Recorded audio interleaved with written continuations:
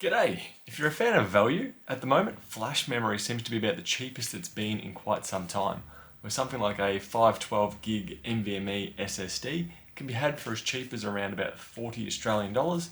Previously they were floating anywhere from about 70 to 80 bucks, so they've definitely come down this year.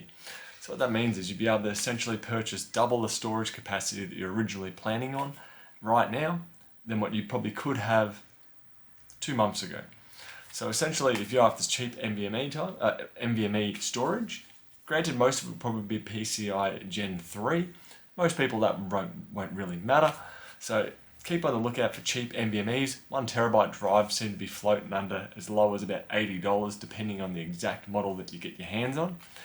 What I see with all this cheap flash memory out there, what that means is you should be able to upgrade older systems with more storage than what you originally planned, or you can get cheaper storage and put it in there. So for example, if you had an older i5 laptop from 10 years ago and it's barely getting used, grandma uses it, sits in the corner, you'd be able to pick up a cheap 128 gig SATA SSD for potentially as low as about $25, and that will make a massive difference on that older 10-year-old 500 gig SATA hard drive.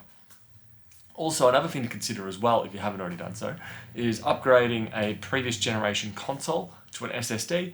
I've had a Samsung, I think 870, if I remember correctly off the top of my head. I've had that in my PS4 Pro now, ever since I got it, and I've never really looked back. Loading times seem to be a bit snappier, the menu system seems to be a bit snappier. If you still play them, and you just want to save that extra 3 seconds, 20 seconds of loading, depending on what you're doing, it's definitely worthwhile, especially if those prices dropping down as much as they have now.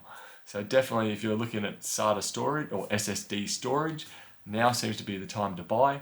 Granted, prices may keep dropping, but this is probably their most noticeable drop that they've done in probably at least about 12 months. So right now the dip's just started for them, so it's definitely worthwhile keeping an eye out and seeing what you get. Good luck. Bye.